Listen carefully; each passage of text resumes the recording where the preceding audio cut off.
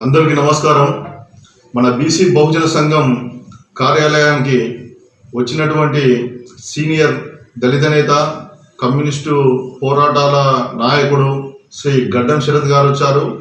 ఆయనతోటి మనం ఈరోజు చర్చా కార్యక్రమం సాగిద్దాం. అన్న ఎన్నో కష్టాలు నష్టాలు ఎదుర్కొని అన్న జీవితం అంతా పోరాటమయమే. అతని స్వీయ అనుభవాన్ని అతని మాటల్లోనే విందాం. అన్నగారు నమస్కారం. నమస్కారం అన్న. ముందుగా బీసీ బహుజన సంఘం యూట్యూబ్ ఛానల్ వారికి, బీసీ ప్రజలకు నా యొక్క విప్లవాభివందనాలు తెలియజేసుకుంటున్నాను. ఓకే అన్న, మీ పరిచయం, మీ బాల్యం, విద్యాభ్యాసం, అదేవిధంగా మీరు చేస్తున్నటువంటి వృత్తి, వాటి గురించి మన ప్రజలకు చెప్పండి. ప్రస్తుతం మాది ఉమ్మడి వరంగల్ జిల్లా పర్కాల్ మండల్ నాగారం గ్రామ పంచాయతీ పక్కన పైడిపల్లి అనే విలేజ్ మా పుట్టుకూరు అవుతారు. నా బాల్యము అక్కడ 5వ తరగతి వరకు 6వ తరగతి వరకు చదువుకున్నాను. అక్కడి నుంచి నేను జాకారం హాస్టల్లో మా ఇంటి పక్క పుంటి రఘుపతి సార్ అని ఆ సార్ ద్వారా నేను జాకారం హాస్టల్లో జాయిన్ కావడం జరిగింది. అక్కడ కూడా 7th వరకే 7వ తరగతి వరకే చదువుకొని ఆ చదువును మధ్యలోనే వెళ్ళి వచ్చిన. అప్పుడు చదువు విలువ తెలియక వెళ్ళొచ్చిన తర్వాత మామూలుగా కార్మికునిగా ఇటుక పట్టీలో పనిచేసుకుంటూ జీవనాన్ని కొనసాగిస్తున్నాను. మీ యవ్వనం నుంచి ఇప్పటి వరకు మీరు చేసిన ప్రజా ఉద్యమాల గురించి, వివిధ పోరాటాల గురించి, ఎదుర్కొన్న ఇబ్బందుల గురించి మన బీసీ బహుజన సంఘం కార్యకర్తలకు, అలాగే మన ప్రజలకు చెప్పండి. నేను 15 సంవత్సరాల యుక్త వయసులో ఉన్నప్పటి నుంచి అప్పుడున్నటువంటి పరిస్థితుల్లో గోదావరిలో ప్రతిఘటన పోరాటాలు ఉధృతంగా కొనసాగుతున్నటువంటి దృష్ట్యా నేను ఆ పోరాటాలకు ఆకర్షితున్నానై ఆ కార్యక్రమంలో నేను భాగస్వామ్యం అయ్యేది. అక్కడ మా గ్రామ పార్టీకి సంబంధించినటువంటి మూగయ్య ఎల్లస్వామి అని వాళ్ళు ప్రతిఘటన పార్టీ నాయకులు. వాళ్ళ వెంబటి ఏ కార్యక్రమాలు పెట్టినా కూడా నేను పోయి వచ్చేవాడిని. ఇప్పుడు మీరు కమ్యూనిస్టు పార్టీలో ఉన్నారు. ఈ రాజకీయ పార్టీలోకి రావడానికి కారణం, అదేవిధంగా మీ రాజకీయ గురువులు కానీ, ఈ మొదటి నుంచి మీరు మీ యుక్త వయసు నుంచి ఇప్పటి వరకు ఈ కమ్యూనిస్టు పార్టీలో మీ ప్రస్థానం ఎలా సాగింది? అంచెలంచెలుగా ఇప్పుడు వరంగల్ జనరల్ సెక్రటరీగా ఉన్నారు మీరు పార్టీకి. ఈ ప్రయాణం ఎలా సాగిందో మన కార్యకర్తలకు చెప్పండి. ఇక్కడ ములుగు జిల్లా ప్రస్తుతము అది వరంగల్ జిల్లా కిందికి ఉండేది.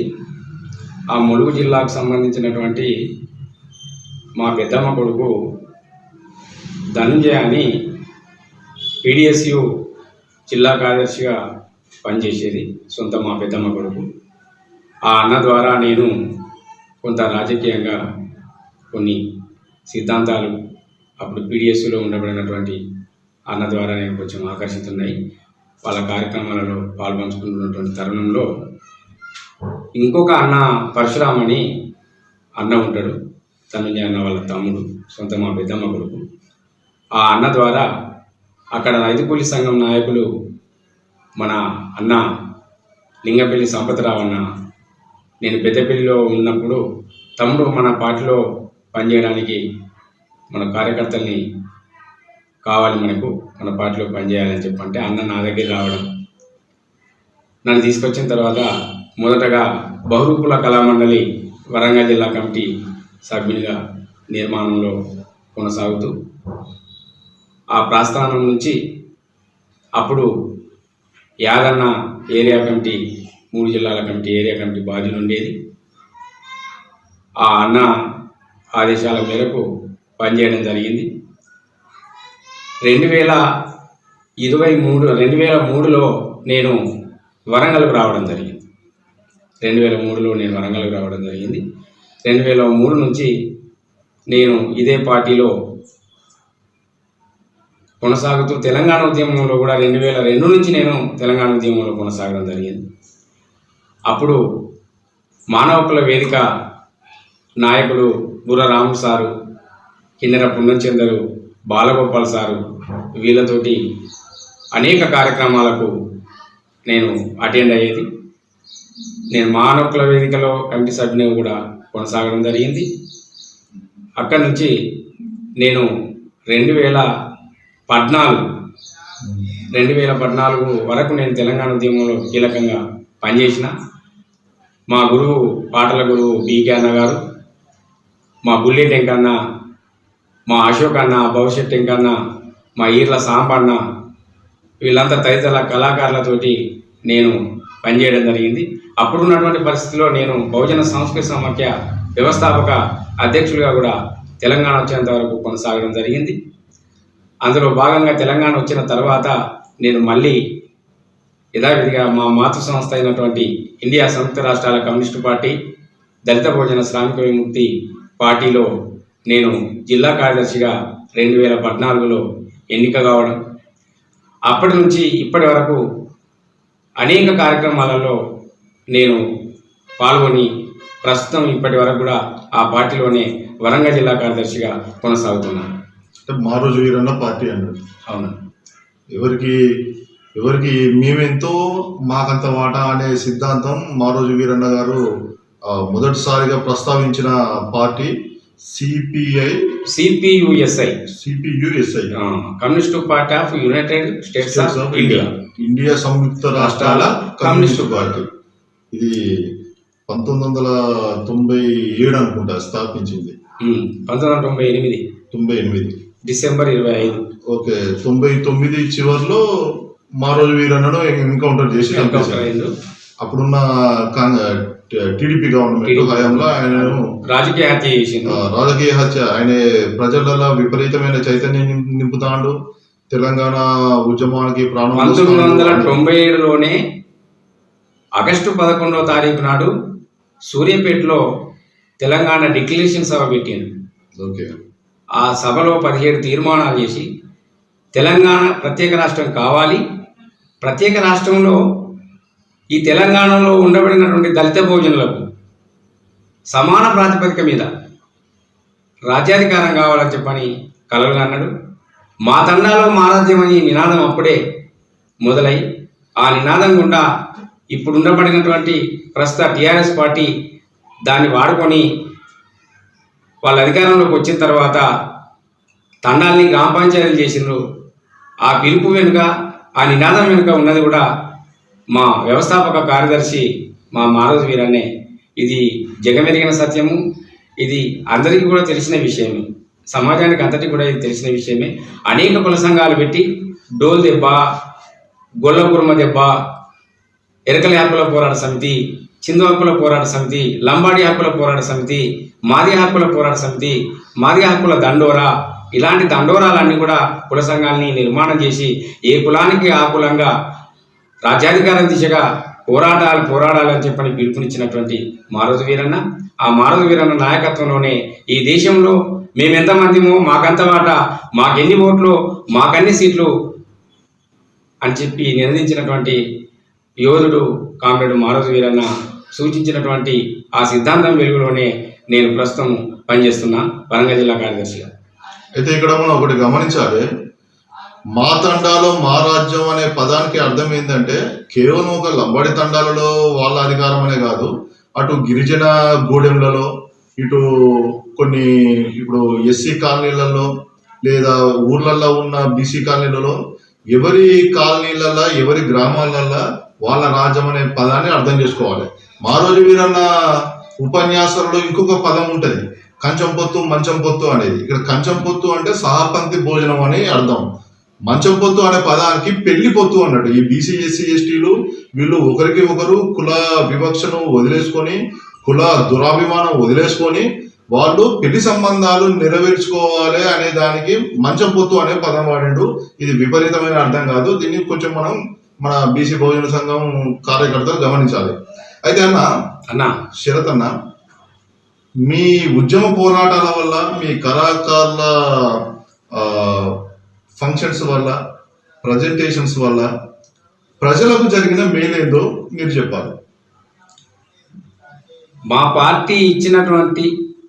పార్టీ నాయకులు కామ్రేడ్ మారోజు వీరన్న ఇచ్చినటువంటి పిలుపులో భాగంగా ఇప్పుడున్నటువంటి ప్రస్తుత రాజకీయ పార్టీలన్నీ కూడా ఆ భావజాలాన్ని వంటబట్టించుకోకుండా ఏదో పై మెరుగులకు మాట్లాడమే జరుగుతున్నది తప్ప దానివల్ల ఒరిగింది ఏం లేదు. కాకపోతే ఆ నినాదాన్ని మాత్రము మా పార్టీ మేము ఏమంటున్నామంటే, మా వాడలో మా రాజ్యం అనే నినాదం కూడా మేము పయనిస్తున్నాం.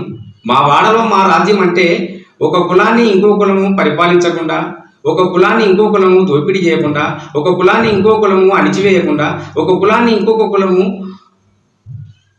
ఓ చిన్న చూపు చూడకుండా, ఎక్కువ తక్కువ అనేటువంటి భావన చూడకుండా, ఏ కులానికి ఆ కులం సగౌరవంగా స్వయం గౌరవంతో జీవించాలి, సమాన హక్కులు సాధించాలి, సమాన ప్రాతిపదికన అన్ని హక్కులు వాళ్లకు సర్వ రంగాలలో అన్ని అనేక రంగాలలో కూడా సమానత్వం సమాన వాట కావాలన్నదే మారోజు వీరన్న ఇచ్చినటువంటి నినాదం. ఆ నినాదం గుండానే మేము ఈరోజు పయనిస్తున్నాం. ఇప్పుడు అన్ని రాజకీయ పార్టీలు కూడా అంటున్నాయి, మేము సామాజిక న్యాయాన్ని అమలు చేస్తాం, మేము సామాజిక న్యాయంగానే మేము మాట్లాడుతున్నాం, సామాజిక న్యాయాన్ని మేము అమలు చేస్తున్నాం అని చెప్పని అంటున్నారు. కానీ అది అమలు అయితే లేదు అనేది అది సమాజానికి తెలుసు, అది అందరికీ కూడా తెలిసిన అది నగ్న సత్యమే. వాస్తవంగా మాత్రం అది కాదు. అదైతే ఇట్లాంటి పరిస్థితి ఉండదు. ఈ గ్రామాలలో, ఈ కులాలలో ఇంత అంతరాయాలు, ఇటువంటి ఎక్కువ తక్కువ అనేటువంటి భావనలు ఇవన్నీ కూడా ఉండవు. వాస్తవ పరిస్థితి అయితే అది అన్నగారు.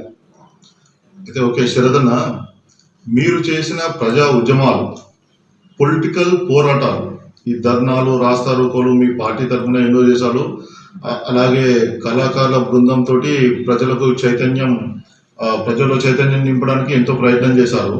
ఈ సందర్భాలలో పొలిటికల్ రాజకీయ నాయకుల వేధింపులు అయితేంది, పోలీస్ కేసులు అయితేంది, దాడులు అయితేంది, ఇతర రాజకీయ గ్రూపుల నుంచి వెళ్ళి దౌర్జన్యాలు, వీటి గురించి మీరు మీ వ్యక్తిగత అభిప్రాయాన్ని మన వాళ్ళకి చెప్పండి.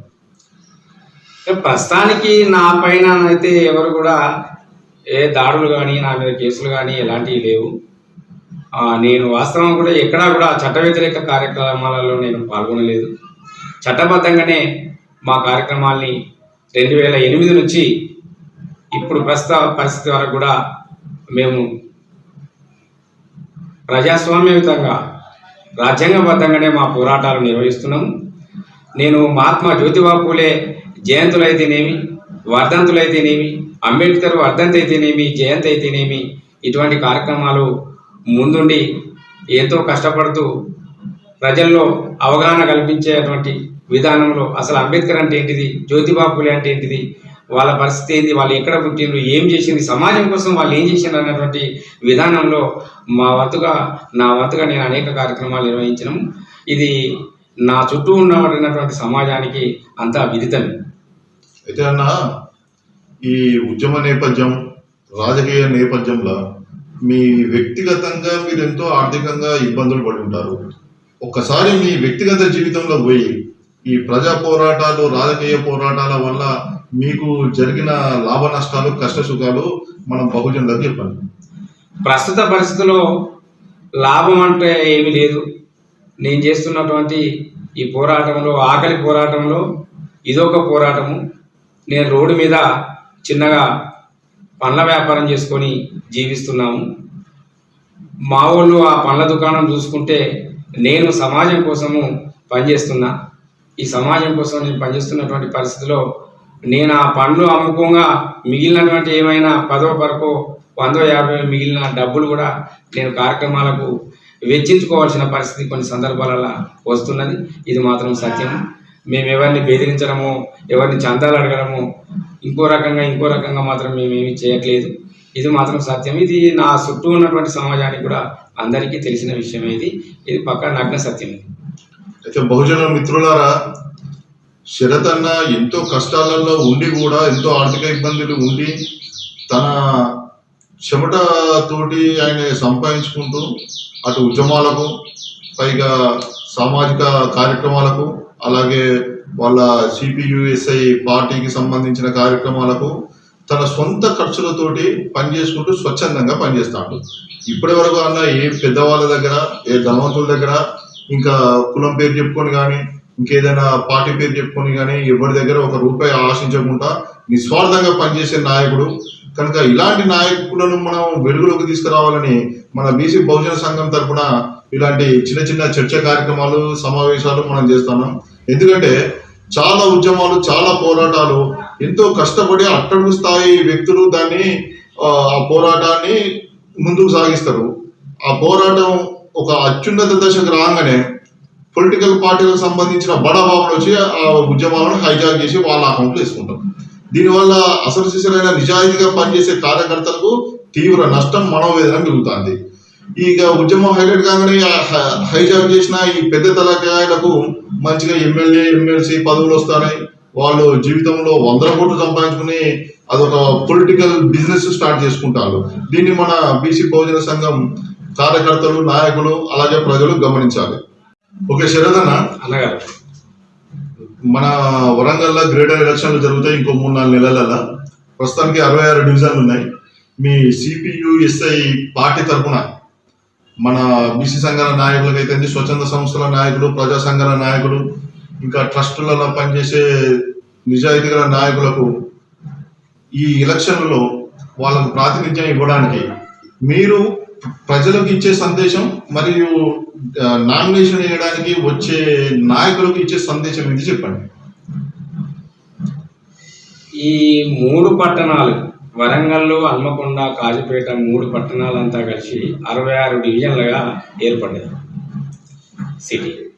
ఈ ప్రస్తుతటువంటి పరిస్థితిలో 3 నెలలు కాలంలో కార్పొరేషన్ ఎలక్షన్లు జరగబోతున్నాయి. ఈ కార్పొరేషన్ ఎలక్షన్లలో వివిధ పార్టీల, రాజకీయ పార్టీలు వాళ్ళ అనుచర వర్గానికి లేదా అగ్రకుల సామాజిక వర్గాలకు సీట్లు ఇచ్చి మిగతా అణగారిన కులాలకు, అణగారిన వర్గాలకు సీట్లు ఇవ్వలేని పరిస్థితి మొదటి నుంచి మనం చూస్తూ ఉన్నాం. మేము పార్టీ నుంచి ఒకటే మేము కోరుకునేది ఏంటంటే,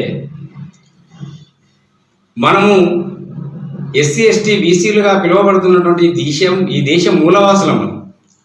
ఈ దేశం మూలవాసులమైనటువంటి మనము 80 సంవత్సరాల స్వతంత్ర జీవితంలో, స్వతంత్రం వచ్చి నేటికి 80 సంవత్సరాలు పూర్తిగా వస్తున్నటువంటి ఈ పరిస్థితిలో అణగారిన కులాలు, బీసీ కులాల్లో ఉండబడినటువంటి అత్యంత వెనుకబడినటువంటి కులాలకు రాజ్యాధికారంలో వాటా లేదు.